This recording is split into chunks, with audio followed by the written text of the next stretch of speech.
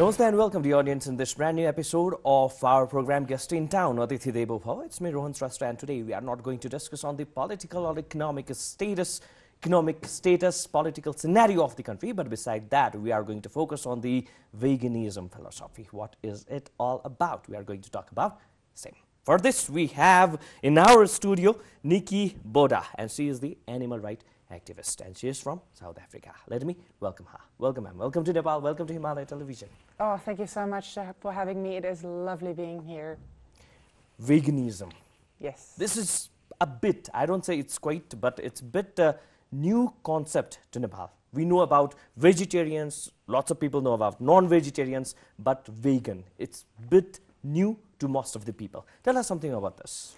I think first and foremost, we shouldn't look at veganism or the concept of veganism as a new thing to Nepal. Let's not put a label on it. Let's look at it in terms of kindness and compassion. A lot of the lifestyles in Nepal follow, lifestyles of compassion and kindness towards animals, revering animals. What is vegan, first of all? Vegan is a lifestyle. So many people confuse it with a diet. Let's go vegan, I'll lose weight. Because it's food that you eat, they consider it a diet. It's definitely not a diet. It's a lifestyle. It is when you abstain from eating animals, you abstain from abusing animals or exploiting animals, and just trying to put your footprint on this earth as kindly and compassionately as you can, considering others around you, whether it is humans or animals, but veganism specifically focuses on the treatment of animals. Tell us something about this visit of yours. I was invited here by the Jane Goodall Institute, who hosted the Asia for Animals conference, the 10th one in Kathmandu. Jane Goodall Institution. Yes, that's it. And they're based in Nepal, Kathmandu, Nepal. And they hosted this conference where they brought people from all over the world together to discuss a way forward on how to better the world for animals. So they invited me over to come and cook vegan meals for the delegates. So you have got the vegan restaurant as well, isn't it? Well, I've got a vegan business. It's called Veganit. Tell us something about that vegan business.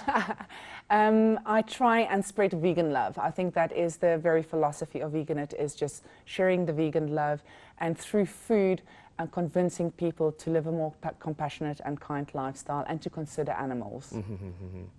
So do you want to add up something more how the food is cooked and what kind of food that the vegans eat beside this non-vegetarian products? I always say to people when they say, "Oh, what do you eat?" Because like that is the basic question that I guess you get, isn't it? And the moment people hear you vegan, the first question they ask is, "Where do you get your protein from?" And what I always say to them is, whatever you can do, I can do vegan. So if you eat scrambled eggs, I can make you the plant-based version by using tofu.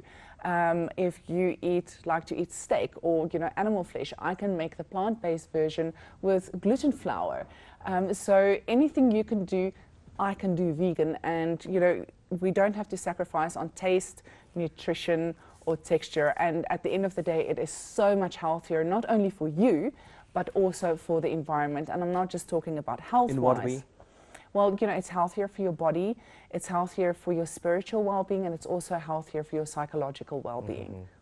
You're talking about the plants, that through plants we get the sufficient taste as well as the nutrition. Yes. But while talking about the nutrition, what we get from the animal byproducts, or let's say from the milk products or the meat products, what kind of nutrition that we get from the plant? Is it similar or not? It's a much purer form. Anything that you can find from animal products, you can get in plants, like your protein, your iron, your minerals, your vitamins.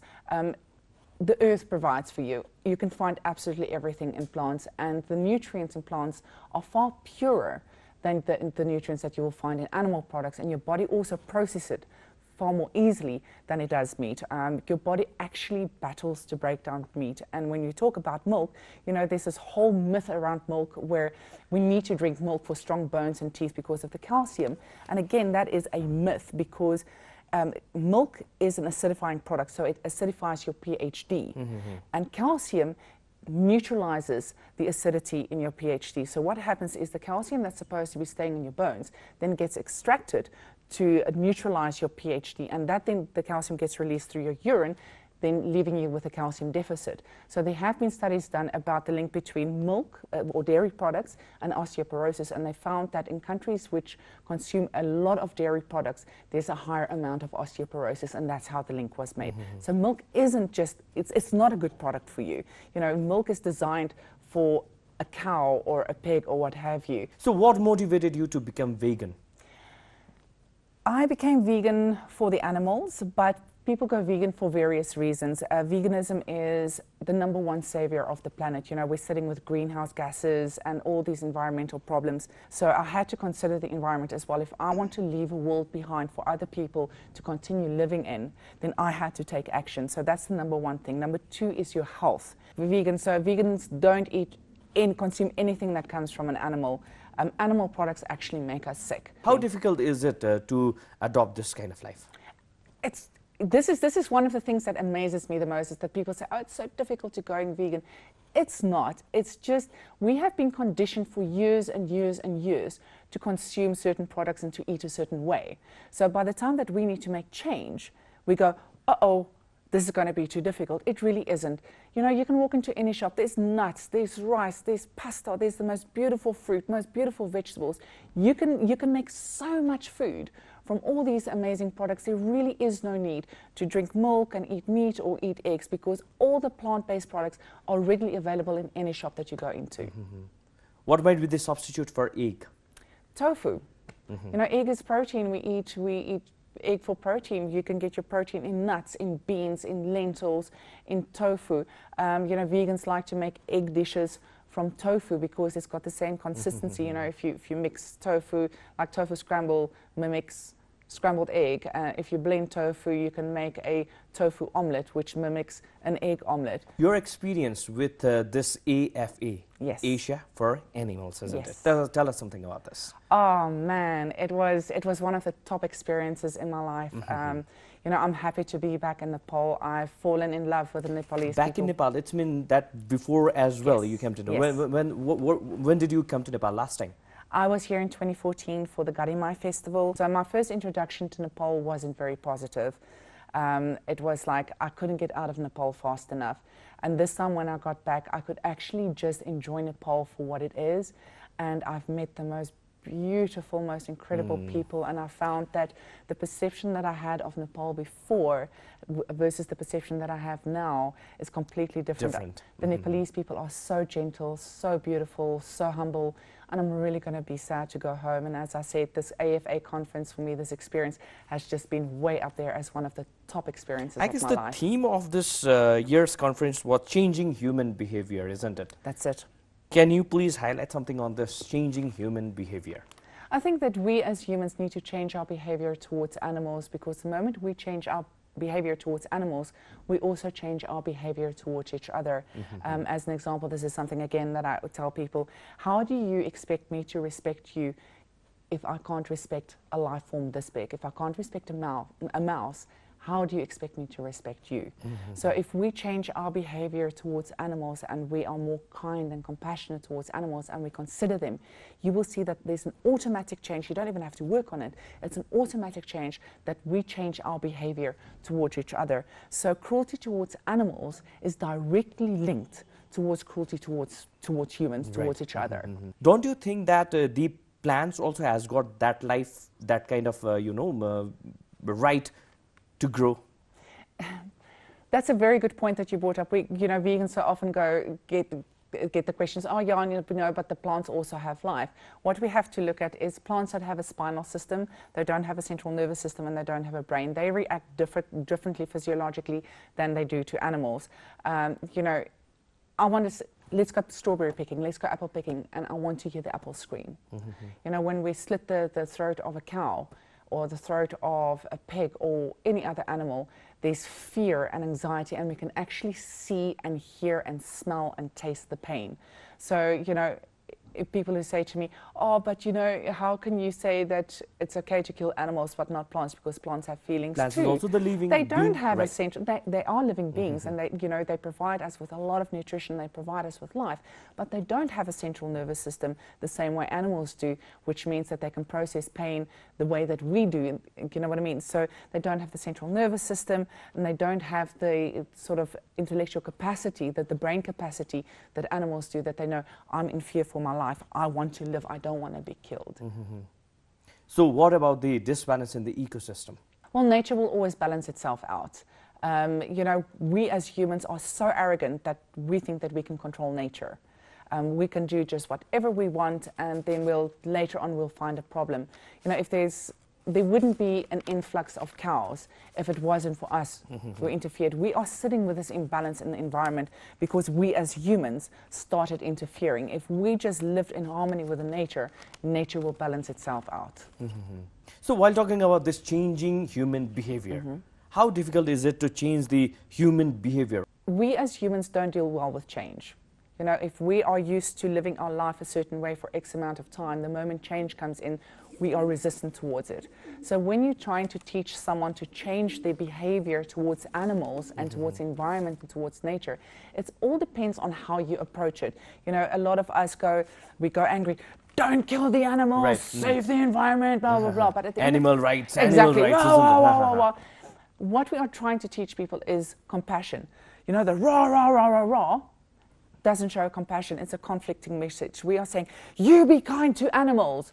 There's a conflicting message. So if you approach it from an angle of anger and, you know, force, people are going to go, whoa, hold on a minute. This is not the way that I like to be treated. This is not the way that I like to be spoken to. But if you treat them with kindness and say, listen, let me tell you what it is that you are contributing towards, because I'm sure that once you have the facts, you are going to think about what you are doing and change your behavior. So it's so important for us that when we are teaching people to be respectful towards animals, that we show them what that respect looks like. And that respect is in the way that I approach you in trying to ask you or trying to teach you how to change your behavior. Has the people started to change? Oh yeah, oh definitely. I started in the animal rights movement 12 years ago, and from 12 years up until now, it's chalk and cheese. In the last 5 years, animal rights and veganism it's just exploded. So it is gaining momentum, and change is definitely happening. Countries are changing their laws to protect animals more. Can we force the people to change their lifestyle? Well, obviously you can force people to change their lifestyle through things like law. You know what I mean? If you ban, like in Nepal, if you ban the killing of a cow, you know, that's forcing people to change the behavior. But if you want to influence people on a daily basis in the small things that they do, for instance, not eating animals or not using products tested on animals or not wearing leather or not wearing wool, you absolutely can. I mean, that's how the changes happen. Change is happening at a grassroots level. Change is a ripple effect, and you need to be that stone. You need to be the stone in the pond that causes the ripple effect. Because I teach you, you teach another person, that person teaches another person. So it is absolutely But it is said happening. that human beings are omnivorous, and they have to rely on these animals and plants and their byproducts. Well, I wouldn't say we're omnivorous. Absolutely not. If we were meant to eat meat, we would have canines. You know, our physiology, if you look at a biological level, our physiology is not meant to break down animal products. We are actually herbivores. So let's just get that straight. We are not omnivorous. We're not meant to eat animal byproducts. It's not good for our health. It's not good for our, as I mentioned before, our psychological well-being. It's not good for our spiritual well-being. We are definitely not meant to eat animal byproducts. And most of all, you do not need animal byproducts or any animal products to live a healthy lifestyle. And I'm living proof of that, and so are millions of other vegans across the world. To sacrifice the animal or to slaughter the animal is one thing, but to rely on the animal byproducts, let's say the milk or the honey or milk products, what is the problem in that? It boils down to cruelty, for me personally. Cruelty in what way? It's an exploitative cycle. Example, can you please? We exploit animals for our own needs. The excess amount is used for the human being, for the consumption of human being. So where is the problem in that? Have you asked the cow whether it's okay to take that excess milk? if it's not Definitely used, not. exactly. We can't have an answer from a cow. If a cow can tell me directly in a language that I can understand, it's okay to take my milk, I have extra, then I would say, you know, okay, fine, do it. But animals cannot communicate with us the way that we can communicate with each other. It's not ours to take. That milk was meant for a calf or a piglet or, you know, for their babies. It wasn't meant for us. It's not ours to take. How the world is moving towards for the protection of animal rights? Oh, the world is moving at such a fast pace. Still not fast enough, but it is moving faster than it has ever before. You know, we have the International Court of Justice ruling against Japan's scientific whaling program, where they're going to Antarctica and they kill over 1,000 whales for scientific purposes, but this whale meat ends up on plates all over the world, like in Japan or in Iceland, or whoever wants to eat this meat. So the International Court of Justice has ruled against that. You know, in Nepal, for 3 years, no rhino has ever been caught the bullet of a poacher. Countries all over the world are banning the use of animals in circuses and byproducts, and the way that we treat animals. Laws are being changed to protect the animals. Let's focus on some of these policies that South Africa has adopted for the protection of animal rights. And similarly, can we compare that with Nepal's? Look, it's two completely separate countries, and my country was, I personally feel in my country, South Africa, we're still very, very far behind in animal rights. The laws protecting animals in entertainment dates back to the 1930s. Right. You know what I mean? That's that is very old, right? Yeah, we need to time exactly. As per time. Even the thought process back in the 1930s was completely different to what it is now. Our animal protection laws date back to the 1960s. Again, 1960s. That means still we have not been able to understand. We haven't moved forward. You know, we're a big hunting country. We're probably the hunting mecca, hunting mecca of the world, and it's about money. You know, hunting goes on unabated. There's no real laws protecting the hunting of animals, and the laws that are in place aren't being enforced. And it's, you know, there are government officials who are involved in the hunting industry, and they're profiting from animals. So as long as any country, whether it's South Africa or Nepal, can make money off animals, we have a real battle on our hands. So do you think that the basic reason that we have not been able to focus on this preservation of animal rights is all about money? Oh, absolutely, absolutely. Any animal product is about money. Look at animals in circuses. What is that about? Entertaining people for money. Killing animals to eat. They are selling the animal products for money. Testing on animals. We are doing it so that we can sell products to people and, you know, sort of throw up our hands in terms of legal liability. Hunting, we are shooting animals for what? For money. It all boils down to money. It all boils down to greed and how much money we can make and how much exploitation is done to the animals. I want you to focus on something on this Garimai festival. Yes. Before 2 years, I guess, 2014, isn't it? You just said before this earthquake. Yes. The earthquake has become something like time mark in Yes, Nepal. sadly so. That is very true, but still, it has given us the sense of unity, I guess, right? Yes. In Nepal. Yes. Let's focus on Garimai festival. What was your experience with that? Oh wow, Garimai for me was a culture shock. It was a bomb shock. It left a very bad taste in my mouth in terms of Nepal. I just wanted to leave Nepal. I couldn't believe that, you know, in a country like Nepal, because you speak to people all over the world, they all go, oh, Nepal, we love Nepal. Nepal is such a beautiful place. And that's what I expected to see when I came to Nepal the first time for the Garimai festival. Instead, what I saw was the most horrific animal cruelty and disregard for animals. And so my first impression of Nepal was very bad, and I never wanted to return because the memories that I had of Nepal was so bad. And for me, there is absolutely no excuse, no matter where in the world you are from, whether you're from Nepal, South Africa, America, Europe, Australia, no matter where you are from, there is no excuse for animal cruelty, exploitation, or abuse. But some parts, it may be Nepal or India or South Africa or USA, anywhere in the world, this has become something like the cultural practice as well. So what's your say on it? Again, culture is not an excuse. Tradition is not an excuse. You know, back in the old days, white people had slaves. It was okay, women didn't have rights. You know, to this day, in this day and age, there are countries that allow female genital mutilation, or young girls to be wedded off to older men. And that's culture, that's tradition, call it what you want. There is absolutely no excuse for that. So using culture, it's very, very convenient for us as humans to say, well, it's our culture, it's our tradition. There is no excuse for any cruelty, torture, abuse, or unkindness, whether it is towards an animal or towards a human. How difficult is it to come up with this cultural practices? Oh yes, it is. It's a daily struggle, because we have been, as humans, we have been so indoctrinated to say it's okay to eat turkey at Thanksgiving, it's okay to slaughter a goat for Dashai, it is okay to kill an animal for Garimai, it's okay to, I don't know, any other culture, any other culture or tradition, no matter where in the world, that involves cruelty towards animals. It's a huge struggle, because it's years and years and years of indoctrination. And as I said in the beginning, do you have some better or better experience with this? At the end of the day, it comes down to choice. We have a choice. We can choose to say, listen, I choose not to see this as my culture. I choose not to partake in this tradition.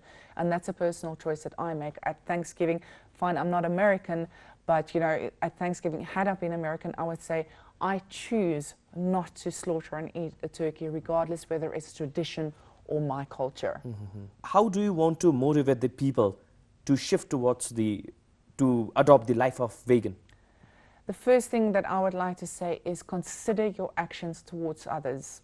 Consider your actions towards animal. Don't just see an animal as something that you can eat. See an animal as a living, breathing being who desperately wants to live exactly the same way you do.